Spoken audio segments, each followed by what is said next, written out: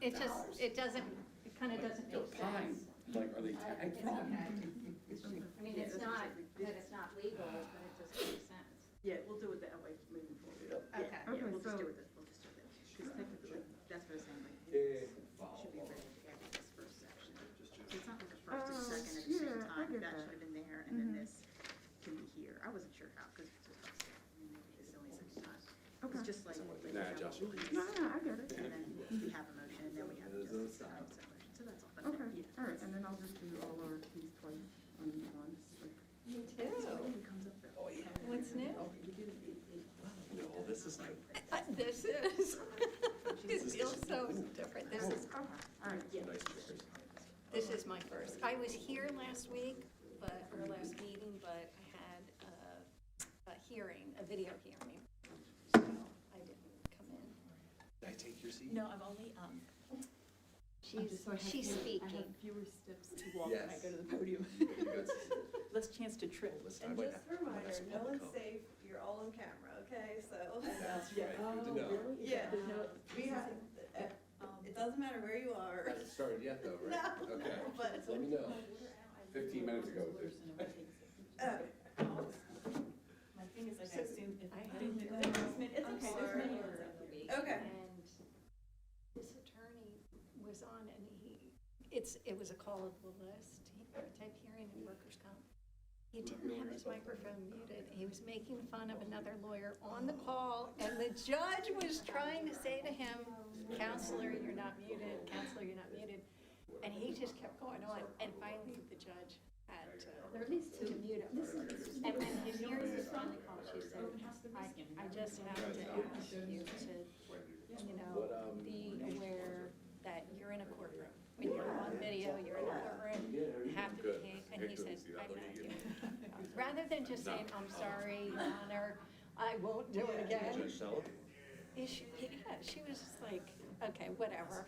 I'm just asking if you could behave with some decorum. I feel like I should just stand up. Yeah. There you go.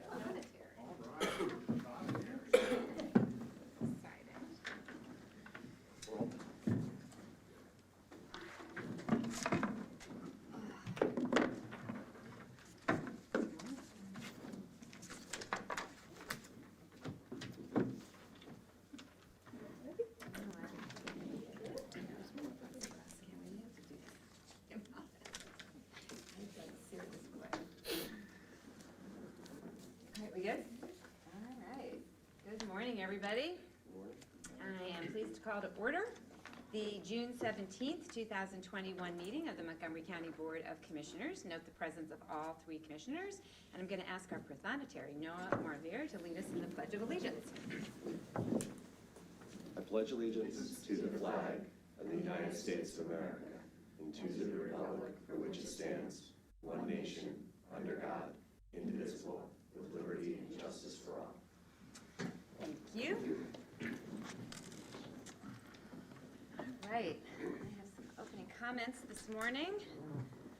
As is typical, although hopefully someday this is not going to be typical, so hopefully someday soon, I'm going to begin with some updates on the COVID-19 mitigation efforts.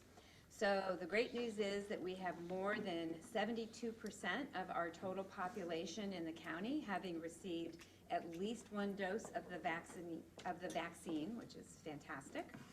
And due to the increased number of people within our county getting vaccinated, we're seeing a real and sustained decrease in our COVID-19 cases. As of today, Montgomery County has seen 37 consecutive days below 5% positivity, 26 consecutive days below 50 cases per day, and 12 consecutive days below 20 cases per day. We have not seen numbers like that since literally the first week of the pandemic back in March, a year ago. Yesterday, the Montgomery County Office of Public Health announced updated masking guidance for summer camps and summer schools. Effective Monday, June 21st, 2021, masking for vaccinated and unvaccinated individuals at summer camps and summer schools will be optional unless required by that business or school or organization. The Office of Public Health updated the county's masking mitigation strategy based on case counts being at a record low, meaning that the likelihood of community spread of COVID-19 is low risk. Masking is still necessary in healthcare facilities, congregate living facilities, and when using public transportation. And as usual, businesses and organizations and schools can have their own policies in place that may be more stringent than state and county guidance. We continue to encourage anyone who has not yet been vaccinated to consider it so that we can further protect our community and put an end to this deadly virus. Next Monday, June the 21st, I'm also pleased to be part of a vaccination effort with the Montgomery County Immunization Coalition, Giant Pharmacy, and the Elmwood Park Zoo. This event is free and open to the public from 9:30 a.m. to 4 p.m. for anyone 12 years of age and older. Anyone who gets vaccinated at the event will get a free ticket to the zoo or a pass to come back another day. In addition, there will be a raffle for Hershey Park tickets, Giant gift cards, zoo family memberships, and Wawa free hot beverage coupons, and more. It's important that we get everybody vaccinated, including mascots. So during this event, I will have the real honor of vaccinating not only the Montgomery County Immunization Coalition's mascot, Victor Vaccine, but the Philly Fanatic. So we're going to need a big needle for that one, so hopefully they are coming well prepared. Our friends at Aclamo will be on site to help with registration and support Spanish language access and interpretation at the event. To register for this Elmwood Park Zoo vaccination event, you can visit our vaccine page at www.montco.pa.org/COVID-19vaccine. So I hope to see everyone there at this very family-friendly event. Just want to remind everyone that getting vaccinated doesn't cost anything. It is widely available, and it will help protect you and your family. The Montgomery County Office of Public Health is currently administering the Pfizer vaccine for those aged 12 and older, and the Johnson & Johnson vaccine for those aged 18 and older. We are accepting walk-ups at all of our clinics, or you can make an appointment on our website to speed up the on-site registration process. Registration can be accessed by visiting vaccine.montcopa.org. If you or a family member have any appointment issues, you can email covid19@montcopa.org or call our hotline at 833-875-3967. As a reminder, all county facilities and offices, including our testing and vaccination sites, will be closed tomorrow in observance of the Juneteenth holiday. Normal hours will resume on Monday. Now I want to recognize two members of our county family for their work to keep our communities informed on the COVID-19 pandemic here in Montgomery County. The county was recently awarded the 2020 Geographic Information System, or GIS, in Excellence Award for the county's COVID-19 hub and dashboards. This award was given to our GIS manager, David Long, and GIS analyst, Jim Rebeles, who were selected for the award by GIS professionals across the Commonwealth at the County Commissioners Association of Pennsylvania 2021 Virtual PA GIS Conference. This hub provided our region with an up-to-the-moment integration of GIS map and health data about the spread of COVID-19 in Montgomery County. Building trust with our communities by being transparent and delivering data-driven information about COVID-19 has always been our top priority from the beginning. I'm proud that Montgomery County was able to lead the way in providing the most information about the pandemic in our region. I congratulate Dave and Jim on the work they've done to help our administration and residents make informed, data-driven decisions about how to stay safe during the pandemic. The site began with a simple interactive map showing the location and demographics of COVID-19 cases in the county, and then evolved into a full hub site with case maps, hospitalization data, safety net and financial resources, and general information about the pandemic. The original site had has had over 8 million views and continues to get an average of 10,000 hits a day. Starting this month, the hub will be updated weekly as our case counts and other indicators continue to drop and as more members of our community get vaccinated. So just a huge thanks to Dave and Jim. They have put in countless hours of work on this, particularly in those early weeks when we literally, like, they got something up overnight, and they just continue to improve and refine it as we have asked them to put more and more on that site. So congratulations on this well-deserved recognition. And with that, I'll turn over to my colleague, Commissioner Lawrence. Okay, thank you, Chairwoman Arkoosh. I want to add my congratulations to Dave and Jim too, and thank them for all their hard work during the pandemic on the site.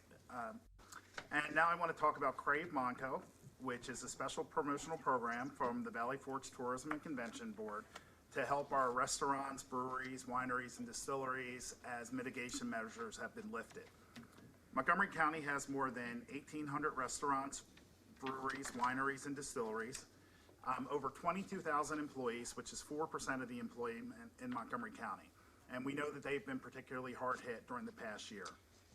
So our tourism board will be giving free promotions, including videos, media, and public relations, influencer segments, and social media on the cravemoncomonth.com website and on the Monco Makers app throughout the whole month of July. Restaurants will be able to promote special menus and drinks, free appetizers and cocktails, and other deals to entice customers to come to the restaurants or establishment. So far, approximately 50 businesses have signed up, so there's still a lot of room to grow there for our restaurants to get in on this. And businesses who are interested in participating in the program can go to cravemoncomonth.com to sign up. And the Tourism Board will be running a similar program from September 17th through the 26th for our arts and culture venues and attractions that represent $100 million in economic impact and thousands of jobs here in the county. So look forward to more news on that later this month, and please go out and support our small businesses. Great, thank you. Okay, before we move on to public comment, I just want to acknowledge Councilman Tom LaPera here from the Norristown Municipal Council. Welcome. All right, Ms. Co-Francisco, do we have, we're going to start with public comment on matters appearing on the agenda.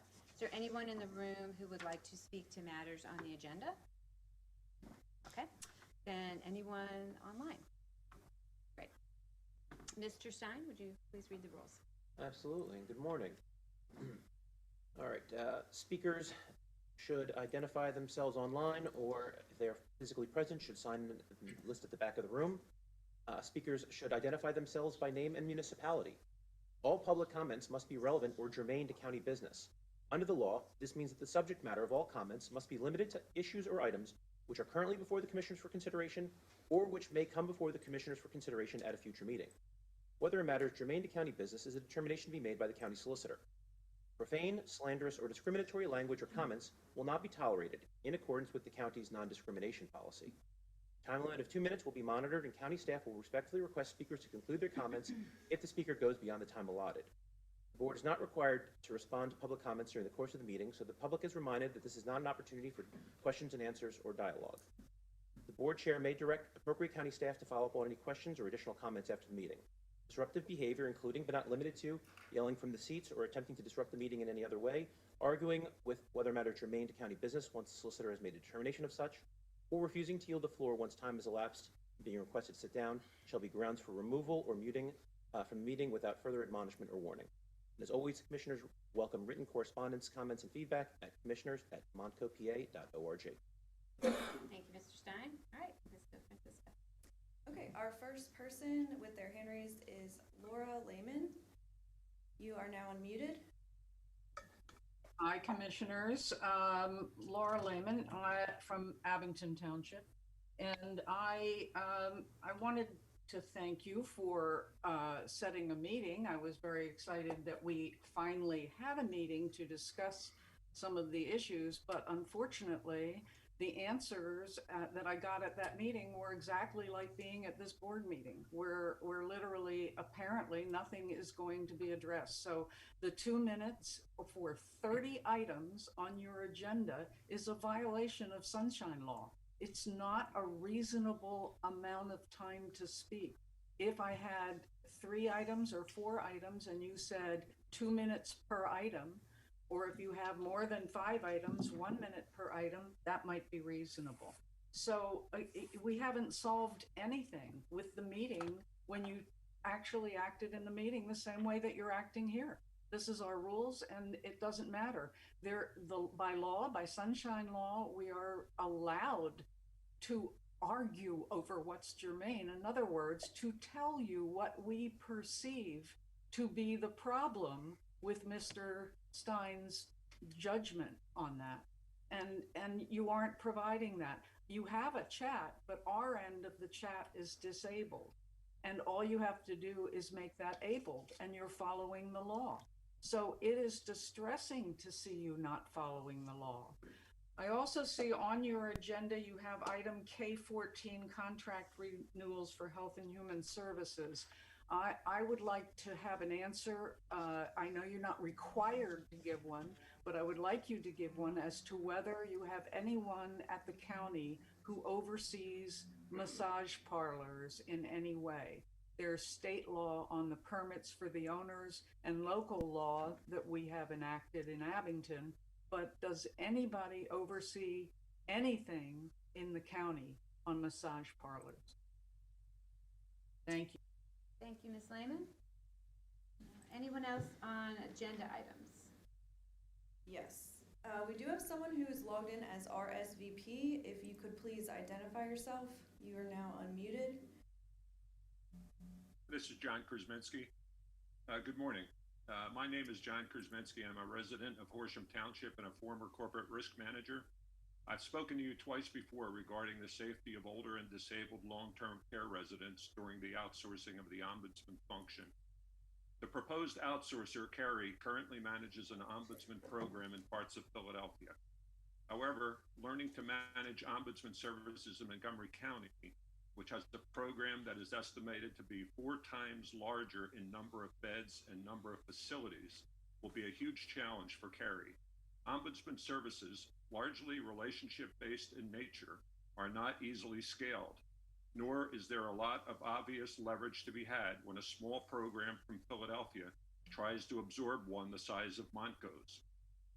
This process is further complicated by the COVID-related crises still evident in nursing homes, as well as by the likely attrition of key county personnel and the loss of their knowledge of the Montgo Ombudsman program. Sadly, our seniors and disabled citizens will be at great risk during this transition time, which I believe could last for 18 months or more. The enormity of this task cries out for a comprehensive transition plan that involves both the county and Carrie. Unless Montgomery County stays involved in the Ombudsman program until a complete transition to Carrie is completed, Carrie is likely to fail, and Montgo's most vulnerable citizens will pay the price. I believe that the Ombudsman program is critically important and that cannot be interrupted or abandoned while responsibilities are being transitioned from the county to Carrie. Commissioners, if you approve the Carrie contract, then you must mitigate the risk of program failure by exercising strict oversight of the transition and be prepared to offer county resources, including personnel and funding. Our senior and disabled residents deserve the full and continuous attention of Montgo's leadership so they are not the unintended victims of the steep learning curve associated with a relatively small social services agency taking on an enormous responsibility for which they are likely not prepared. Thank you. Thank you. All right. Anyone else for agenda items? Okay, we do have one other person here with their hand raised. Lydia Krzminski, you are now unmuted. Good morning, Commissioners. My name is Lydia Torres Krzminski. I am a Montgomery County Volunteer Long-Term Care Ombudsman. I have expressed my opposition to the Montgomery County Commissioners, the Pennsylvania legislators representing Montgomery County, and to Montgomery County Office of Senior Services about the decision made to outsource the Long-Term Care Ombudsman program. This is an unnecessary and unsafe decision made during a COVID-19 pandemic that has negatively affected long-term care facilities globally. Instead of strengthening and supporting the Montgomery County Ombudsman Program, the Office of Senior Services made the decision to remove the Ombudsman Program, and as stated on today's agenda, hand over the program to Carey, a Philadelphia-based nonprofit organization, for $1.7 million. Long-term care ombudsmen are highly trained individuals who in countless ways advocate for the health, safety, welfare, and rights of residents living in long-term care facilities. For the next year plus, due to a transition that is cloaked in secrecy, the Montgomery County long-term care residents will not be receiving the advocacy services ombudsmen provide. Ombudsmen are now beginning to see and hear about the damage COVID has caused to residents. In a conversation with a staff member of a facility I serve, I was informed that some of the residents I advocated for died of COVID. Some are experiencing declining health, and a few just gave up to depression and loneliness due to being shuttered for more than a year. It has been a painful experience to watch the Office of Senior Services dismantle the Ombudsman Program with such determination. Personally, I'm struggling to understand how I can continue in my role as my mentor and seasoned colleagues depart. Thank you for your attention. Thank you. All right. Any general public comment? So we'll move to items, just general public comment. Okay, we do have one person with their hand raised on Zoom. Back to Laura Lehman. You are now unmuted. Okay, so first of all, I would like to support what the last two speakers were talking about. Nonprofits do not have the same accountability to residents and to budgets and oversight, and the points that they're making show that there are some very serious concerns that literally need to be addressed. Mr. Gale, you did not respond at all to me, so I have not had any meeting with you. I would like also to have a meeting with you on the issues that I've been bringing up. You have people in your planning commission who are completely unqualified to be there.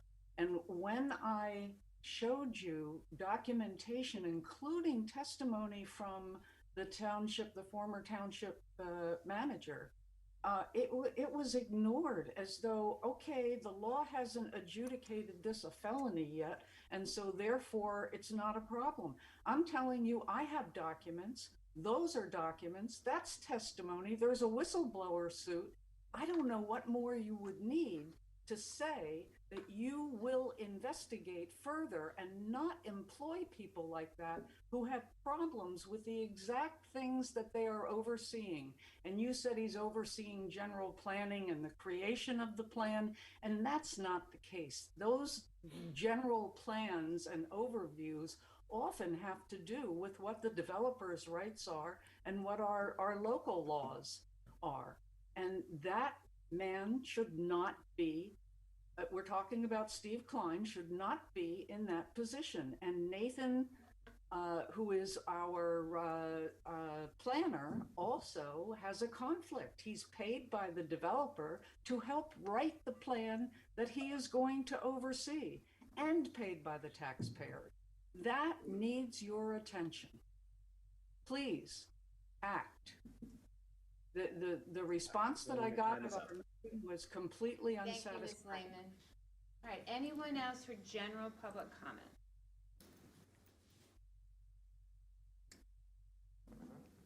Okay, great. Then we will move on to approval of the minutes. I will move to approve the June 3rd, 2021 minutes of the Montgomery County Board of Commissioners. Is there a second? I will second. Second by Commissioner Lawrence. Any board comment? Hearing none, we'll move to a vote. Are there any negative votes? Hearing none, motion carries. Minutes are approved. All right, next we have a very exciting presentation from our Historic Site Supervisor at Peter Wentz Farmstead, Margaret Bleeker-Blades. Hello, thank you so much for giving us this opportunity. If you'd like to put up the first slide.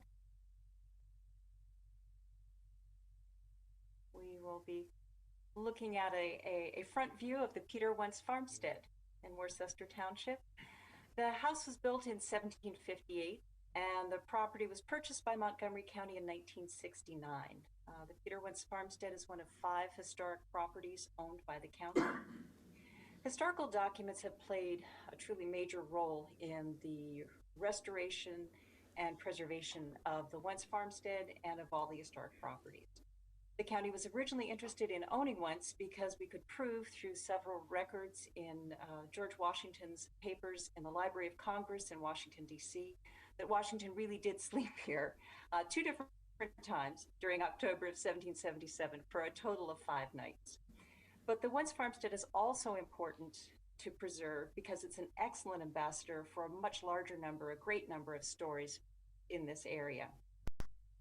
And there are 2 groups of public records that have given us a tremendous amount of information about this house and the activity here. The first is the Pennsylvania Gazette, the newspaper started by Benjamin Franklin, and the second are the tax records for Worcester Township. Next slide, please. To illustrate the sources that we are relying on to tell, as much as we know of it, the story of the history of Jack at the Wentz farmstead.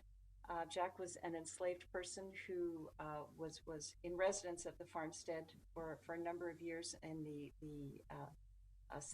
early of the second half of the 18th century. We put the documents from these 2 sources, the Pennsylvania Gazette and the township tax records, together and put them in chronological order so you can read the sequence. On the first column, on the beige portion of the timeline, what you're looking at is the earliest record of an enslaved person being at the Wentz farmstead.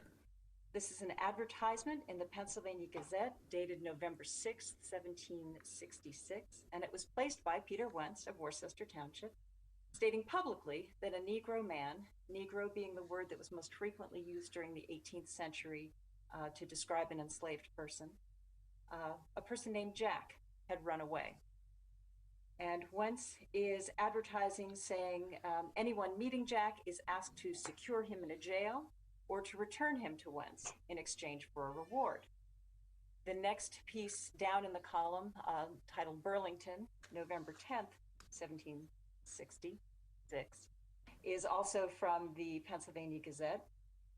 And this is a response from a man named Ephraim Phillips, who was essentially a professional jailer in Burlington, New Jersey.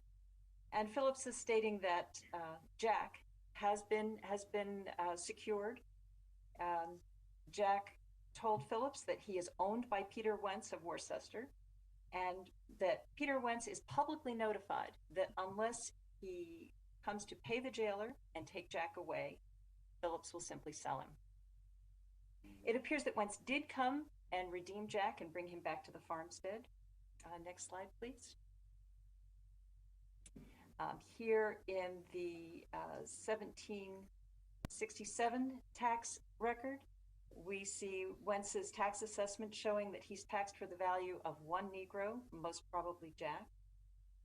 The next in the tax assessment in this sequence, 1769, shows Peter Wentz is being taxed for the values of 2 enslaved people. Again, not named, but we're guessing that one of these people is Jack. Next slide, please. And here again in 1774, there's 1 enslaved person being mentioned. Next slide, please.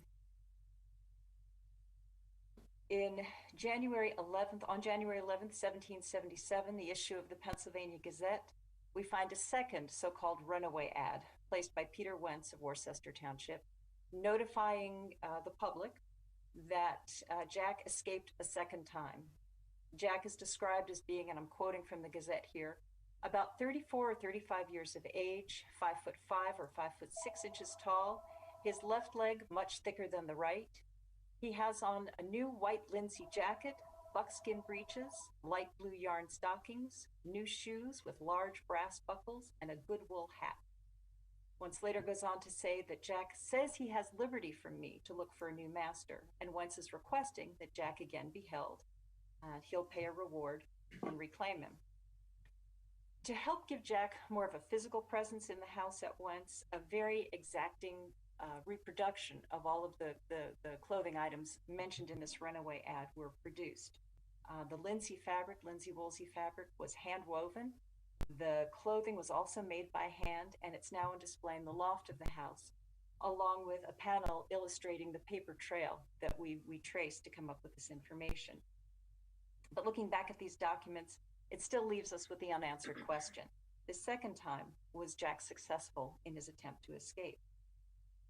This time, there's no response in the Pennsylvania Gazette, no corresponding ad telling whence that Jack was secured and was ready to be returned. So as I said, it leaves us with this question. Next slide, please. So it's an open question that we don't have enough documents yet to be able to answer. So one possibility is that Jack was able to get to Philadelphia, where there was a very vibrant, free Black community. And if Jack made it from the Wentz farmstead into Philadelphia and to people who were very likely to be extremely welcoming and friendly, it's possible that they were able to put him on a ship and he would go north, possibly to Boston or to New Hampshire. And from there, he would continue his journey towards freedom. And we will continue looking for additional documentation to see if we can fill in the second half of the puzzle of what happened to Jack. Last month, the Peter Wentz farmstead was honored to be included on the listing of the National Park Service's Underground Railroad Network to Freedom list of historic sites. The goal of the Network to Freedom, and I'm quoting the Park Service here, is to promote the history of resistance to enslavement. And Jack truly is a wonderful example of this. Not once, but twice ran away. And Jack, who lived on the farmstead just before the American Revolution, as I said, is a very fine example of this resistance to enslavement. Being designated as part of this network helps us make connections with other historic sites and raises awareness of this very significant aspect of our region's history.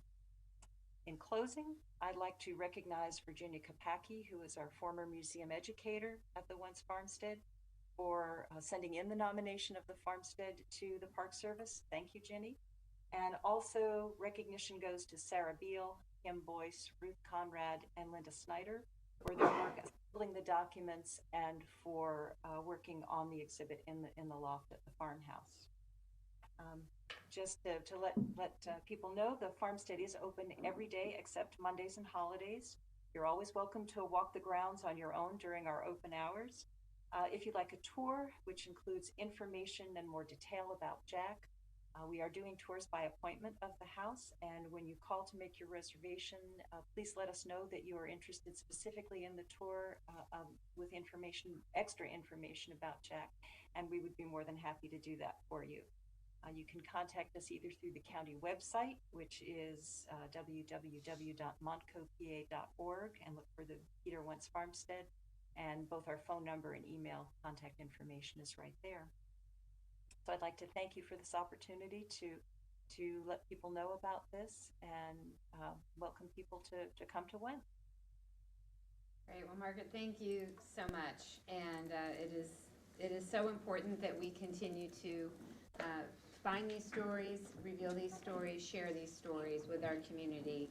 And I know this was just a tremendous undertaking to get the Underground Railroad designation. So I just want to thank and congratulate you and your team for getting this done. That's really, really something. It's wonderful that it is happening right before Juneteenth and that we're able to acknowledge that this in this particular week. And you will be available for tours this Saturday, correct? As we celebrate Juneteenth. We are fully booked for Saturday and Sunday, but and we're thrilled at the response we've gotten to the offering of these tours. So that's why we're extending it and saying if people would like to come, please, when you call to make the reservation, let us know that's what you're specifically interested in, and we'll be very happy to do to supply the extra additional information that's part of the special tour. Great. All right, well, great. Well, I'm glad there's been such a wonderful response. Commissioner Lawrence and I will be seeing you on Saturday, so very much looking forward to that. As are we. Thank you. Great. Ms. Blades, thank you and your staff for all your hard work you've done in uncovering Jack's story and telling Jack's story. I actually grew up right down the street from the Peter Wentz farmstead in Talamenson and then lived in Worcester, but never went there until I was an adult with my children. And the story was always George Washington slept here. So I think it's fantastic that you all have continued to research and tell the complete story, because we need to understand our history completely, because it helps inform our present and our future as well. So thank you. Look forward to seeing you on Saturday. Sounds wonderful. Thank you. Good morning, Ms. Blades. I also would like to thank you and our county employees that helped promote and preserve the deep history that took place here in Montgomery County. Thank you for making this rich information available to all our constituents and the general public that can learn so much about what happened here in Montgomery County. So I wish you success in your upcoming tours, and again, thank you for this update. Thanks very much. Thank you. All right, moving on to resolutions. Mr. Stein, a TEFRA. A TEFRA, Tax Equity and Fiscal Responsibility Act of 1981. This is a request from the Montgomery County Industrial Development Authority to issue bonds in the amount of $36 million on behalf of Germantown Academy. Funds will be used in part to refund previously issued bonds, as well as for projects both at their Morris Road campus, as well as the acquisition of a property at 7187 Lafayette Avenue in White Marsh. There was a public hearing held on June 3rd, and there was no public comment received, and as always, there is no obligation on the county. Great, thank you, Mr. Stein. I will move that the proper county officials, in accordance with the authority conferred by law, subject to the approval of the county solicitor, hereby approve the project for the public school of Germantown.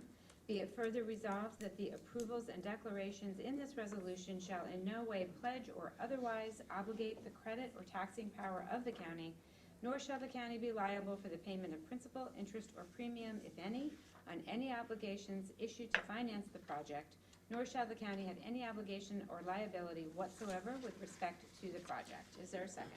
I will second. Second by Commissioner Lawrence. Any board comment? Hearing none, we'll move to a vote. Are there any negative votes? Hearing none, motion carries. All right, Mr. Stein, authorization of a transfer of a radio tower. Yes, the radio tower is at 1005 Horsham Road. With the completion of the public safety radio project upgrade, within this year, we no longer require the use of certain radio towers that were built about 20 years ago, one of those being the one at 1005 Horsham Road, which is on municipal property. Per the agreement that we had with Horsham Township, we are required to remove that tower once we no longer need it. The township requested that we transfer it to them. This would save us the cost of having to demolish it, and it's something that the township would find useful, so we are requesting the authorization to transfer it for $1. Okay.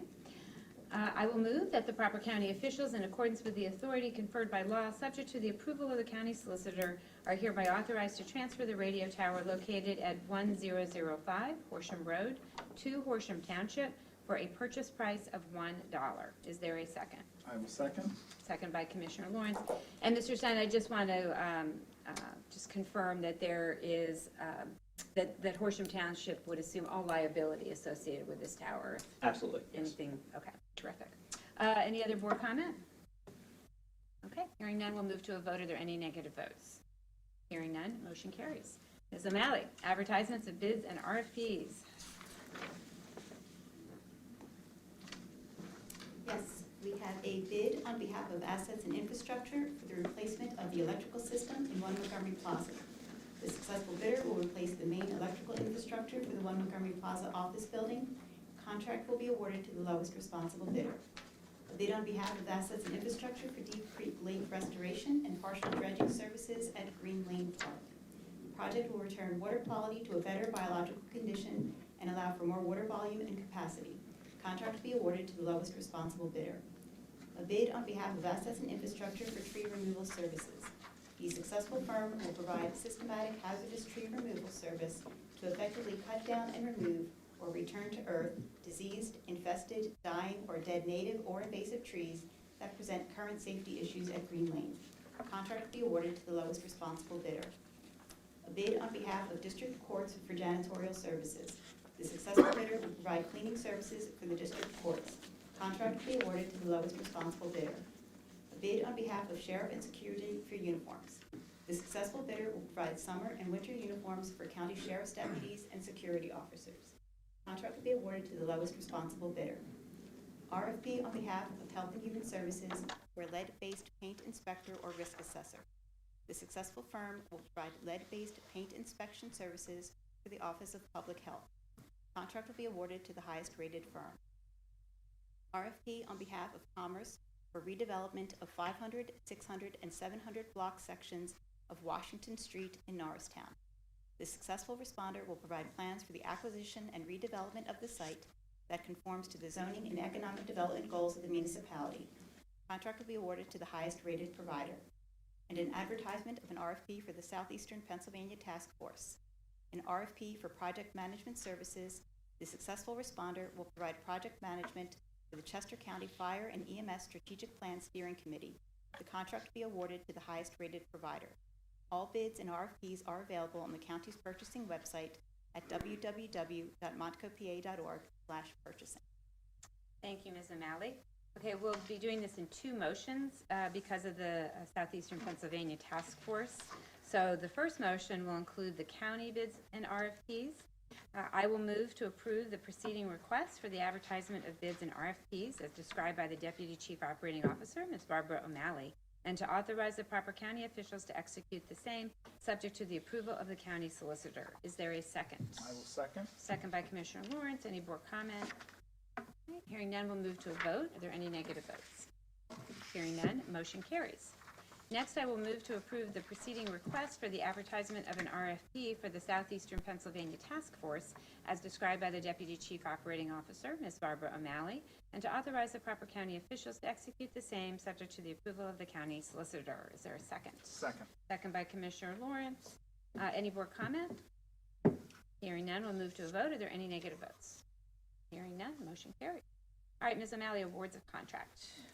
1, a contract award, Human Resources, Commercial Lines of Insurance, KMRD Partners Incorporated of Warrington, PA, $1,444,269.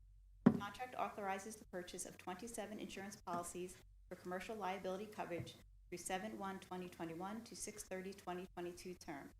Award provides general liability, law enforcement liability, business auto, public officials liability, employment practices liability, lead excess, first excess, property, pollution liability, fine arts for Peter Wentz Farmstead, Pennypacker Mills, and Pottsgrove Manor, fine arts for Audubon Collection, fiduciary liability, crime, healthcare professionals, lawyer professionals, excess workers' compensation, travel accident for the bomb squad, accidental death and dismemberment for economic and workforce development programs, adult probation, volunteers, foster parents liability, and 7 flood policies.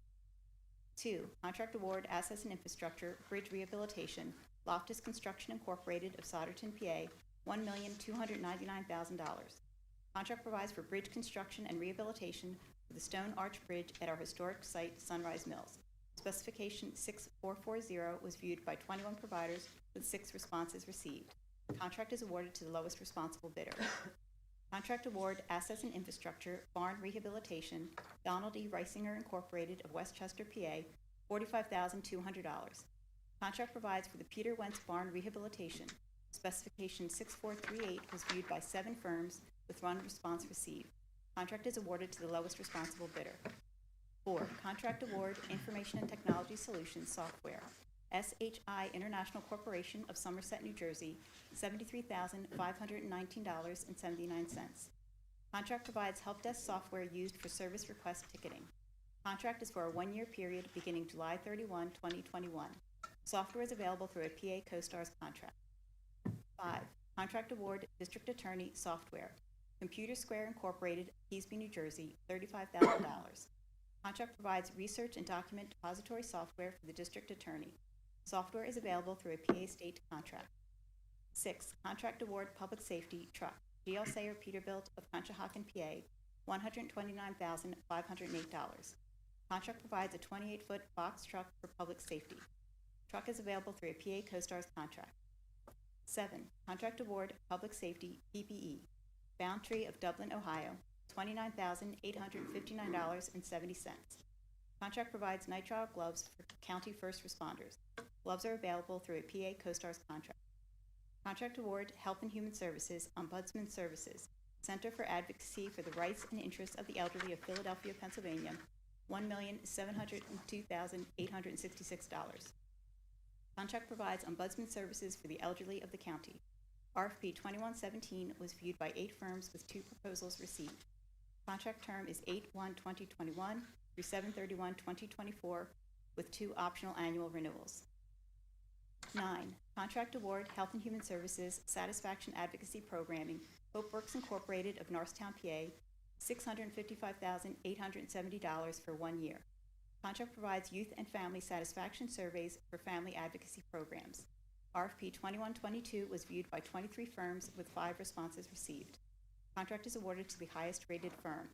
Contract term is 7/1/2021 to 6/30/2024 with 2 optional annual renewals. Contract award, Planning Commission, Signal Upgrade. Miller Brothers of Conshohocken, PA, $178,994.39. Contract provides for the Turwood Road Pennypack Trail Crossing Signal Upgrade. Specification 6441 was viewed by 8 providers with 1 response received. The bid meets the requirements of the project and is acceptable compared to the engineer's pre-bid estimate and previous signal projects. 11. Contract amendment, Planning Commission Consultant. Stantec Consulting Services Incorporated of Laurel, Maryland, $8,105. Contract provides right-of-way acquisition services for the Ridge Pike Improvement Project between Crescent Avenue, Northwestern Avenue in White Marsh and Springfield Townships. Amendment provides an additional temporary construction easement necessary to accommodate temporary pavement for widening of Manor Road during construction. 12. Contract amendment, Information and Technology Solutions, Staff Support. A+ Technologies Incorporated of King of Prussia, PA, $24,045. Contract provides staff augmentation services for day and night shifts. Services are available through a JSA contract. 13. Contract amendment, Assets and Infrastructure. Construction Management, Skanska USA Building Incorporated of Bluebell, PA, $585,140. Contract provides construction management services for the 1 Montgomery Plaza Building Facade Project. Amendment provides extended services to cover the 1 Montgomery Plaza electrical and mechanical infrastructure construction, including pre-construction, estimating, constructability review, construction logistics planning, construction scheduling, procurement management, and construction work management. 14. 1 contract and 3 contract renewals for Health and Human Services. Providers and services are listed at the end of the agenda and the back of the room. All right, thank you. I will move to approve the preceding awards of contract as described by the Deputy Chief Operating Officer, Ms. Barbara O'Malley, and to authorize the proper county officials to execute the same subject to the approval of the county solicitor. Is there a second? Second. Second by Commissioner Lawrence. Ms. O'Malley, we've heard a lot of public comment about the ombudsman situation, and I want to just say publicly how much we have so deeply appreciated the individuals that have worked with our senior services department in this role. And could you just please explain a bit about why this is necessary, why this change is necessary? Yes, the state has indicated to us that they see an inherent conflict of interest between the Ombudsman Service and our existing services that we provide at the Office of Senior Services. And nearly half of the Aging and Adult Services offices throughout the state of Pennsylvania have gone to independent Ombudsman Service providers. CARI is an organization that would provide that service. As an independent organization, they're also able to do more advocacy and outreach for our seniors that we as a county government entity are not able to do. And I would like to say they are embarking on a transition plan and are meeting with the state and the proposed provider about the transition plan and will be heavily involved in the transition of this service. Great. So for those that aren't quite as familiar with the workings of the Department of Senior Services, could you describe what the current situation is with the ombudsman staff? Yes. And how they're supervised and who supervises them? Yes. So we have existing ombudsman staff within the Office of Aging. The state, several years ago, because of this conflict, requires that the state actually provides the direct performance supervision of the staff that are actually employed by the county. So the supervisor that we have on site is really there for administrative purposes like time off, performance, things like that.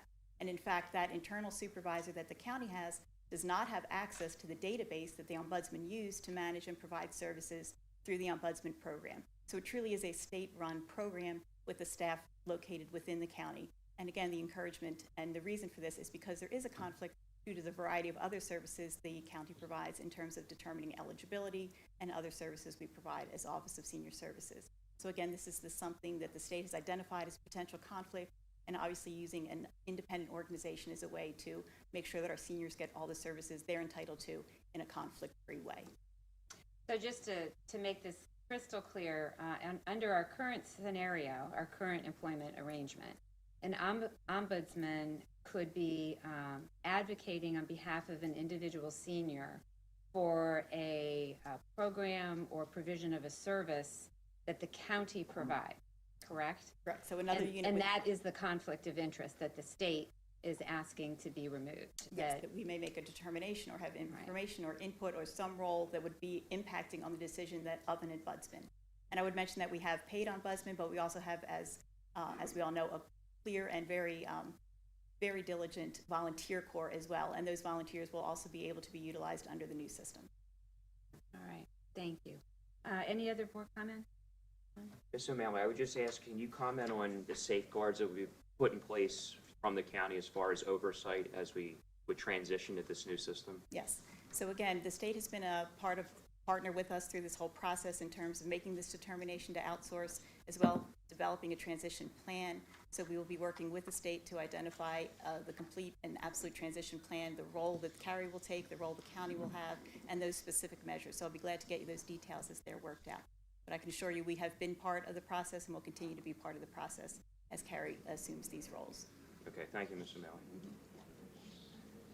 I just have other comment. I'd like to request that you please amend your motion to separate contract amendment number 13 on the agenda, which is a contract amendment with Skanska, and that provides extended services for the 1 Montgomery Plaza electrical and mechanical infrastructure construction, including pre-construction estimating and other review processes, logistics as far as planning. I oppose that original contract. I was concerned about the high costs of the project and the limited bid responses, not only when it came to electrical, but also HVAC and general contracting. And Skanska had oversight over all of this. And now that it's increased in cost, I was concerned that there would be additional cost amendments. So and that came to be true. So I'd like to oppose contract amendment number 13. All right, so I will move then that, I'll take that as a friendly amendment, and we will move to approve the preceding awards of contract 1 through 12 and number 14, as described by the Deputy Chief Operating Officer, Ms. Barbara O'Malley, and to authorize the proper county officials to execute the same, subject to the approval of the county solicitor. Is there a second? Second. Second by Commissioner Lawrence. Any additional board comment? Okay. Hearing none, we'll move to a vote. Are there any negative votes? Hearing none, motion carries. Next, we will move to approve item number 13 as an award of contract as described, or I'm sorry, as a contract amendment as described by the Deputy Chief Operating Officer, Ms. Barbara O'Malley, and to authorize the proper county officials to execute the same, subject to the approval of the county solicitor. Is there a second? Second. Second by Commissioner Lawrence. Any additional board comment? All right, Ms. Washington, a roll call vote, please. Chair Arkoosh. Aye. Vice Chair Lawrence. Aye. Commissioner Gale. Opposed. Motion carries. All right, next, awards of contract for the Justice Center. Yes. 1, a contract amendment, assets and infrastructure, engineering, Gannett Plumbing Incorporated of Camp Hill, PA, $145,299. Contract provides engineering and surveying to establish baseline parameters related to vibration and noise monitoring during the Montgomery County Justice Center project, and to establish the plan for needed mitigation of future monitoring measures after construction starts. Amendment provides engineering support, installation of monitoring equipment, and monitoring services for 4 months of construction of the Montgomery County Justice Center project. Okay. I will move to approve the preceding award of contract as described by the Deputy Chief Operating Officer, Ms. Barbara O'Malley, and to authorize the proper county officials to execute the same, subject to the approval of the county solicitor. Is there a second? Second. Great, and we will have a roll call vote on this. Is there any board comment? All right, hearing none, we'll move to a roll call vote, please, Ms. Washington. Chair Arkoosh. Aye. Vice Chair Lawrence. Aye. Commissioner Gale. Opposed. Motion carries. All right, next awards of contract for our emergency procurement for COVID-19. Yes, these contracts provide various goods and services required for response to the COVID-19 pandemic. 1, response services, public safety, software, Everbridge of Pasadena, California, $67,421.80. Contract provides for the Everbridge Community Engagement and Resident Connection Software packages. 2, Response Services Amendment Finance, Witt O'Brien's LLC of Washington, D.C., $400,000. Original contract provides emergency management consultation and advisory services for federal cost recovery and reimbursement relating to the COVID-19 emergency. Amendment provides an increase in call center agents as needed. Contracted call center services projected through July 1, 2021. Emergency consulting services extended through September 30, 2021. 3, Response Services Amendment, Health and Human Services, Printing and Mailing Services, NPC Incorporated of Claysburg, Pennsylvania, $5,732.89. Amendment requested for vaccination card mailing overages. Thank you. I will move to approve the preceding awards of contract as described by the Deputy Chief Operating Officer, Ms. Barbara O'Malley, and to authorize the proper county officials to execute the same, subject to the approval of the county solicitor. Is there a second? Second. Second by Commissioner Lawrence. Any board comment? Hearing none, we'll move to a vote. Are there any negative votes? Hearing none, motion carries. And finally, awards of contract for the Southeast Pennsylvania Regional Task Force. Yes. 1, Contract renewal, software, Graywall Software LLC of New Haven, Connecticut, $38,125. Contract provides for renewable subscription to the Virtual Emergency Operations Center on the Internet software for the City of Philadelphia. Software provides for licenses and service support for the Philadelphia Office of Emergency Management. Software is proprietary. Contract term is 8/7/2021 to 8/6/2022. 2, Contract renewal, mass notification service, Everbridge Incorporated of Glendale, California, $804,518.10. System notification allows users to send notifications to individuals or groups using lists, locations, and visual intelligence. This service will be provided for all members of the SEPA task force for a term of 7/1/2021 through 6/30/2022. Services are available through a GSA contract. Thank you. I will move to approve the preceding awards of contract on behalf of the Southeast Pennsylvania Regional Task Force as described by the Deputy Chief Operating Officer, Ms. Barbara O'Malley, and to authorize the proper county officials to execute the same, subject to the approval of the county solicitor. Is there a second? Second. Second by Commissioner Lawrence. Any board comment? Okay, hearing none, we'll move to a vote. Are there any negative votes? Hearing none, motion carries. Any closing commissioner comments? Okay. Then I will announce that our next Board of Commissioners meeting will be held July 1st, 2021, and I will move to adjourn the June 17th, 2021 meeting of the Montgomery County Board of Commissioners. Is there a second? Second. Second by Commissioner Lawrence. Any comments? Move to a vote. Are there any negative votes? Hearing none, meeting is adjourned, and we will move to Salary Board. Good morning, Ms. Pardue and Controller Sanchez. Good morning. Good morning. All right, Ms. Pardue. Oh, I'm sorry. Before you begin, do we have any public comment on Salary Board?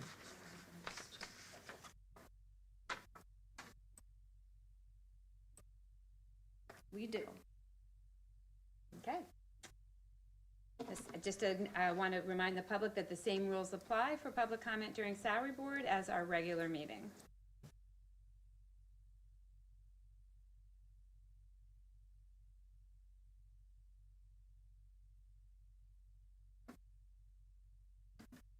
Okay, we have one person with their hand raised, Laura Lehman. You are now unmuted.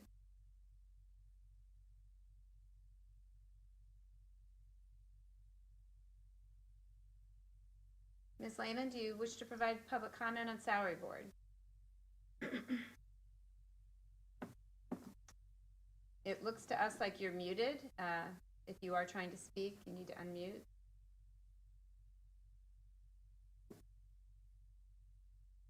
Okay. Yeah.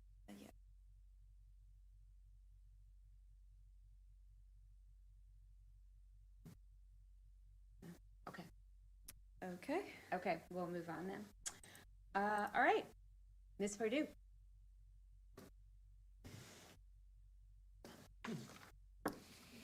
Good morning, members of the Salary Board. You should have in front of you the final copy of the Salary Board list. It is a 3-page document dated Wednesday, June 16th, 2021, with a timestamp of 1 p.m. Of note, we have 5 retirees. Joanne Chinchulli from Children and Youth after 35 years. Jessica Tomaselli from Domestic Relations after 23 years, Janine Malloy from Juvenile Probation after 16 years, Carol Ventura from Senior Services after 16 years, and Joan Spady from the Sheriff's Department after 17 years. All positions have been reviewed and accounted for and are presented for salary board consideration. Thank you, Ms. Pardue. Is there a motion to approve the June 17th, 2021 salary board presentation as given by Director of Human Resources, Ms. Donna Pardue, and to authorize the proper county officials to execute the same? So moved. Moved by Controller Sanchez. Second. Second by Commissioner Lauren. Any board comment? All right. Hearing none, we'll move to a vote. Are there any negative votes? Hearing none, motion carries. So I know we have an acknowledgement of one of our retirees this morning. Yes, we have Roberto Duarte to speak on Joanne Chichili's behalf.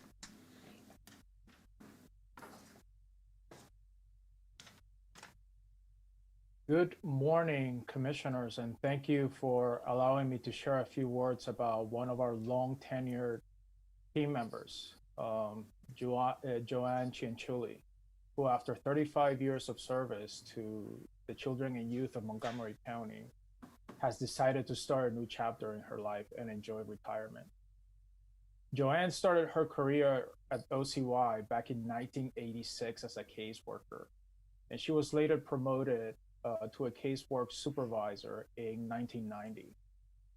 I have had the honor of knowing Joanne for only a short time, but in that time, I have learned that she's truly one of the most warm-hearted, kind, and compassionate people working here at OCY.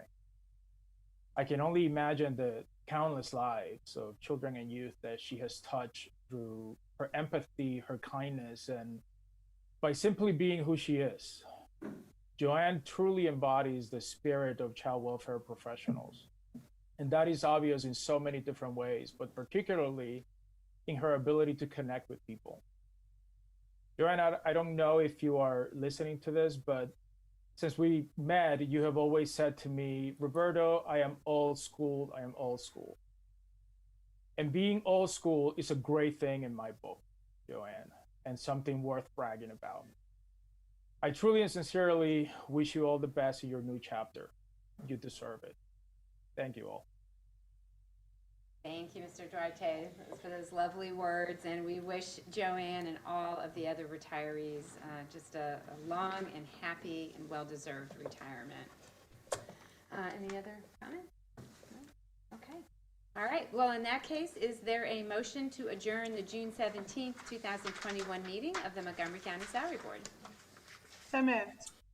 Moved by Controller Sanchez. Is there a second? Second. Second by Commissioner Lawrence. Any board comment? Hearing none, we'll move to a vote. Are there any negative votes? Hearing none, meeting is adjourned. Thank you, everybody.